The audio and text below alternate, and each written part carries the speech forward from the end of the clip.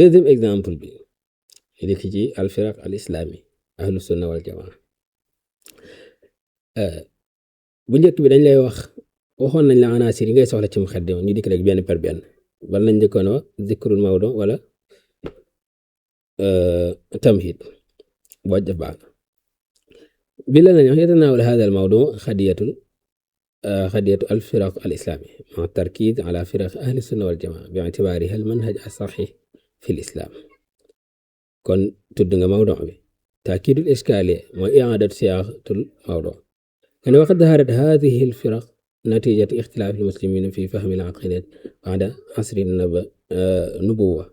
مما أدى إلى تباين المناهج والمواقف ويندرج هذا الموضوع ضمن مجال العقيدة الإسلامية نيامتي تأكيد إسكالي بي موي في يانغي وخلان لين لا لاجون تأكيد إسكالي بي nga tëggaat siyaawa bi mooy mawdu bi nga tëggaat ko niñ la ko waxee woon danga koy tëggaat loo xam ne daanaka même maanaa bi lay doon lan lañ la laaj firaqul islamiya waaye tamit ahlu sunna wal jamaa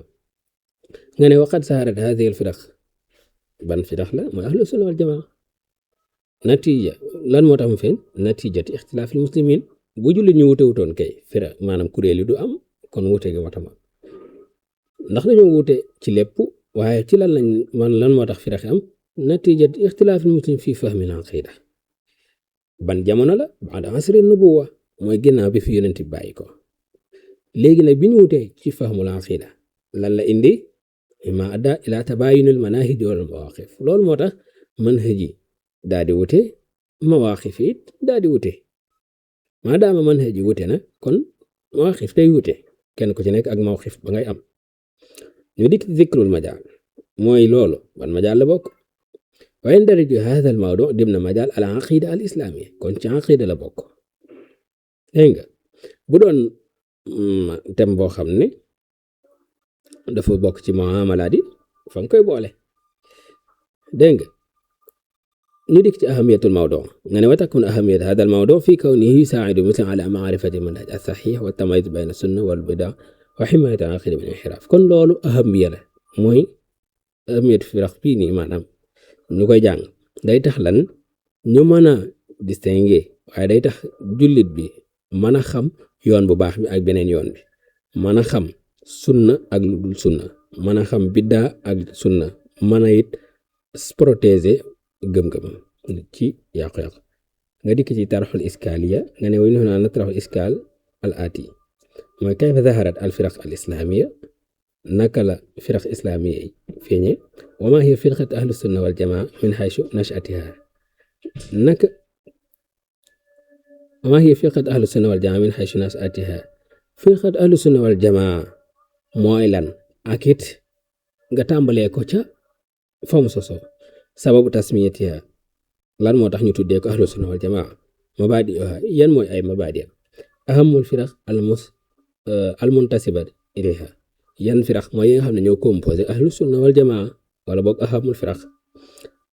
nga daal di jikk nag ci ard bi jóge nga ci muqaddima al ard xaalul muslimina qabla zuhuri firaq al islamiyya ci nga njëkke يعني كان المسلمون قبل ظهور فرق الإسلام خاصة في عهد النبي والخلفاء الراشدين أمة واحدة في العقيدة والعبادة يعتمدون على القرآن الكريم وسنة النبي ومصداقا لقوله تعالى واعتصموا بحبل الله جميعا ولا تفرقوا mooy jullit ñi ci jamono yonent bi benn kuréel lañu woon boo xam ne dëpp woon ci aqida ak ci wàllum ibadat yi lan moo taxoon loolu mooy gis-gis biñ amoon ci alquran benn la woon yaa tamit alquran karim wa sunnat annabi misdaqan li qawli ta'ala wa'tasimu bihablillahi wala tafarraqu li waraloon loolu mooy ki waral dëgg mbir mi ngi fi bu ñu amee lu leen jaaxal dañuy dem ci moom mu gindi leen problème bi rek la muy yonent bi sallallahu alayhi wasallam waaye tamit ñu leen jëfandikoo wa'tasimu bihablillahi jamii'an wala tafarraqu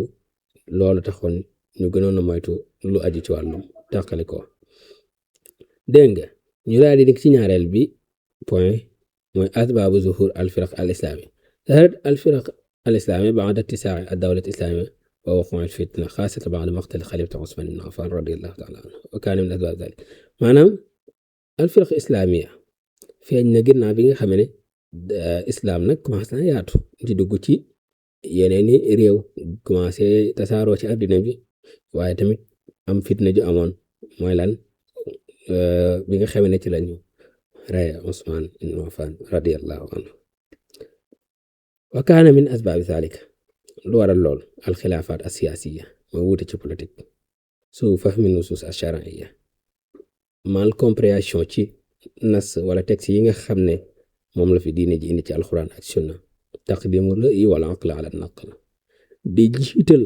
sa gis-gisu bopp ak sa xel ci texte bi alxuraan bu ne lii nga jëfandikoo sam xel maanaam nga jiital sam xel ci nas bi nga xam ne moom la diine ji wax loolu problème boobu bu fekkoon dañoo jiital nas yi li nas bi wax ñu yam ci soog indi xel su boobaa problème la waaye dañoo jiital xel ak gis-gis ci nax ci texte yi waxay nag bi ci gën a doy waar mooy ittibaamul ahwa mooy topp seen nafsu loolu yi bokk na ci ñenn ñi topp seen bakkan lii bokk na ci li tax firax yi am kenn ku ci nekk nag am ci loo nekk am ñu nekk ci dëgg am ñu nekk ci leneen nashaatu ahlu sunna wal jamaa mooy ni ki nga xamee ne ahlu sunna wal jamaa noonu la sosoo mooy lam tansha firqatu ahlu sunna wal jamaa ka firqatin mubtadia nekkuñ ñoo xam ne kat dañoo sosu doon kuréel goo xam ne ñu dox ci bidaa bal kaanat mawjuda mundu ahdi nabi ñoom ci principe yi ñuy dox moo fi nekkoon jamono yonent sallallahu alayhi wasallam li annaha tumassil fi al manhaj alladi kaana alayhi rasul wa sahabatihi buñ ne la bal kaanat mawjuda mundu ahdi nabi jubluwuñ ci ne dafa am firax bu fi nekkoon ci jamono yonent bi tudd ahlu sunna wal jamaa déedéet mais ahlu sunna wal jamaa principe yi ñuy doxee li ñu gëm mooy li nga xam ne moom la yonent bi gëmoon moom la saxaaba yi gëmoon loolu lañ ci jublu sababu tasmiyat ahlu sunna wal jamaa summi ahlu sunna wal jamaa bi hada al ism li ittibaa'ihim sunnat nabi lan moo tax mooy dañoo topp sunna yonent bi sallallahu alayhi wasallam ak lan al iltizaam jamaatul muslimin wa adam tafarruq mooy jullit ñi dañoo mànkoo ci bañ a tàqalikoo waaye tamit mànkoo ci li nga xam ne mooy dëgg lii dëgg mooy lan sunna kon lii moo tax ñaan ahlu sunna wal jamaa xaala rasulullah sallallahu alayhi wasallam alaykum bi sunnati wa sunnati xulafaa ar-raashidin al-mahdiyyin min ba'di loolu wax yonent bi sallallahu alayhi wasallam la buy tegtale ne kat mën nañ cee déggee ne am nañu jàppale yonent bi daan na leen na ngeen jàpp ci sama sunna wa sunnati xulafaa ar-raashidin al-mahdiyyin min ba'di maanaam ñi nga xam ne ñoo may wut sama ginnaaw ñoom it na ngeen jàpp ci la nekkoon kon lii dafay tegtale ahlu sunna wal jamaa kuréel gu nekk ci dëgg la mabaadi ahli sunna wal jamaa min ahammi mabaadi ahli sunna wal jamaa al i'timaad ala al quran wa sunna bi fahmi salaf as-salih seen mabaadi wala bokk seen ahammi mabaadi mooy lan al i'timaad ala al quran wa sunna bi fahmi salaf as-salih mooy saxaaba yi taabiin ni nga xamee ne noonu lañ déggee woon alxuraan ak sunna ñoom ci lañu sukkandiku taqdimu naql ala naql alxuraan lañuy jiital teg ci sunna waaye xel moom duñ ko jiital mukk ci alxuraan wala ci sunna maanaam duñu jël xel di ko teg ci kaw alxuraan ak sunna alxuraan lañuy jël teg ci kaw sunna ñu jël ko teg ko ci kaw xel dégg nga al wasati wal i'tidaal duñu ëppal duñu yeesal maanaam duñu ëppal ci jëmmi suñu borom ji wala ci àq suñu borom ji duñ ci yeesal maanaam bu ñu nee duñu ëppal mooy boo defee xorom su bari ci ñoom mooy ëppal nga soo defee xorom su néew a néew ci ñam mooy yeesal nga waaye boo ci defee xorom sa ca war a dem mooy danga nekk ci wasat yi danga digg doom loolu la nubzul bida wal ghulu ihtiraamu saxaaba wa ahlil bayt radiyallahu anhu أهم الفرق المنتسبة إلى أهل السنة ينتمي أهل السنة والجماعة إلى مدارس عقدية معروفة من بينها السلفية وأهل الحديث الأشاعرة والماتريدية لكن جميعها تشترك في أصول عقيدة الإسلام الصحيح ñoo bokk ci yam ci usul al aqida al islami ci seeni gis-gis ثالثا الخاتمة ñu njëkk ci xaatima bi dangay def ibaaraat xitaamiya munaasib bii ban lañ jëfandikoo wa fil xitaam yattadixu lana مما سبق أن موضوع الفرق الإسلامي من القضايا الأساسية في العقيدة الإسلامية. dégg nga lan la ñuy tëjee mooy kat xam nañ ne mawdu al-fiqh islami min al-qadaaya al-asaasiyya fi al-aqida al-islamiyya kon bokk na ci problème yi nga xam ne yu essentiel la ci aqida al-islamiyya ijmaal al-mawdu ar-ra'isi léegi nag faqad tabayyana anna al-fiqh zahara natijata al-fitna wal-ixtilaaf wa anna ahlu sunna wal jamaa humul imtidaad al-haqiiqi li manhaji nabi wa sahabatihi mooy li waral firaq yi feeñ mooy natijatu al-fitna wal-ixtilaaf mi ngi juddoo ci fitna ci xewoon waaye wuute gi waaye nag ahlu sunna wal jamaa ñoom day bokk nañ ci ñi nga xam ne ñooy nag ñi jàpp ci dëgg li fi yonent bi bàyyi woon sallallahu alayhi wa alihi wa sallam ñu daa def istixlaasu nataa'ij mooy wa yustantaju anna tamassuk manhaj ahlu sunna wal jamaa yadmunu salaamatal aqiida wa wahdatul umma kon pour ñu xam ne ñii nag ñoo jàpp ci dëgg li fi yonent bi bàyyi woon dafay feeñ ci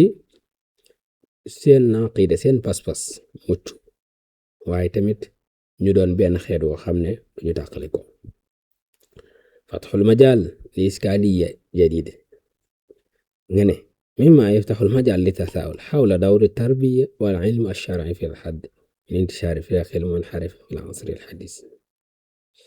léegi ban rôle dawru tarbiya wal ilm ak xam-xam alsharci yi nga xam ne mooy ko jóg sharci fi lxadd min intishaari alfiraqi almunxarif fi lasri alxadis ngir nag mën a limité wala boog mën a arrêté propagation bi nga xam ne mooy am ci firaq almunxarif yi nga xam ne ñoom ñoo fi nekk di def lu wuuteeg li fi yonent bi bàyyi woon sallallahu alayhi wasallam ci jamono ji gi nga xam ne mooy asrul xadis loolu mooy misaal ñaareel bi ñu dikk ci misaalub ñetteel bi ñu ñëw ci misaalub ñetteel bi